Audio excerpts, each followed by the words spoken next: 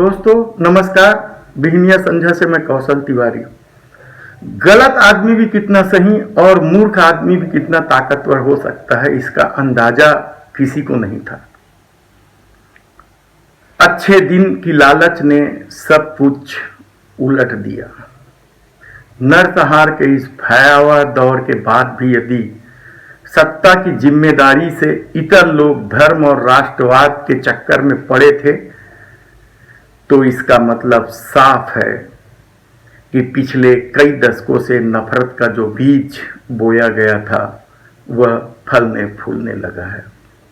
इतिहास गवाह है कि जिस भी राष्ट्र ने धर्म और राष्ट्रवाद को ज्यादा महत्व दिया है, वे न केवल पिछड़ गए बल्कि बर्बादी की राह पर चल निकले।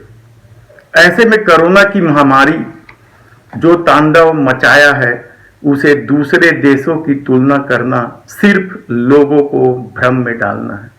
हैरानी तो इस बात की है कि सत्ता अब भी लोगों की भावनाओं के साथ खेलने में लगी है।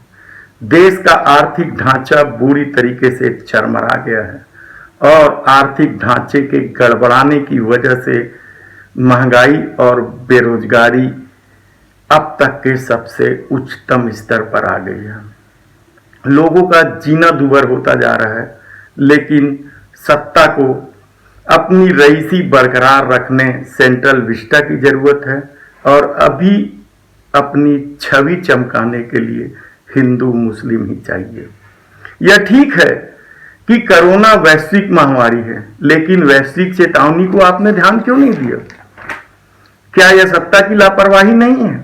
बचने के लिए तो आप कह देते हैं कि वैश्विक महामारी है, बड़े से बड़े देश जूझ रहे हैं, लेकिन जब WHO ने कहा कि चेत जाइए, तब आपने क्या किया? मैं बार बार ये नहीं कहना चाहता कि आप नमस्ते ट्रंप और मध्य प्रदेश के लोभ में पड़े रहे, क्योंकि जनता अब जान चुकी है कोरोना के मौत के आंकड़े को छुपाने का मतलब क्या है। क्या सरकार के पास इस बात का जवाब है कि इस देश में कोरोना की बद इंतजामी के चलते ऑक्सीजन के अभाव में कितने लोग मर गए, दवाई के अभाव में कितने लोग मर गए, सरकार की नासमझी के लॉकडाउन के चलते मजदूर सड़क पर मरे, उनकी संख्या कितनी है, भूख और आर्थिक बदहाली के चलते कितने मजदूर सड़कों पर मर गए, कितने परिवार तबाह हो गए, कितने बच्चे अनाथ हो गए। और आगे किसी भी महामारी या आपदा से निपटने के लिए क्या कोई योजना इस सरकार के पास दिखाई देती है? हम जब कहते हैं कि गलत आदमी भी कितना सही और मूर्ख आदमी भी कितना ताकतवर हो सकता है, तो इसका मतलब साफ है कि भावनाएं और आस्था के विभत्स खेल में देश में असुर प्रवृत्ति को बढ़ावा मिला है, जिसका दुष्परिणाम ये नरसंहार है। क्या इस देश की सत्ता की आंख तब भी नहीं खुलती है जब हमारे बाद पैदा हुआ बांग्लादेश हमें हर मामले में पीछे छोड़ देता है? भूखमरी और खुशहाली के इंडेक्स में हम यदि पाकिस्तान से भी पीछे चले जाते हैं, तो फिर जीत किसकी हुई?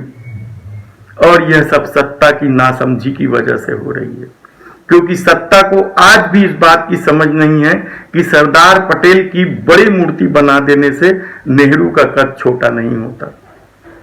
आधुनिक भारत के निर्माण में जिन लोगों ने अपना सब कुछ होम कर दिया, उनकी आलोचना ही नासमझी और मूर्खता है। तब अच्छे दिन कैसे आ सकता है? चुनाव जीतना अलग बात है साहेब, और देश चलाना अलग बात। धन्यवाद।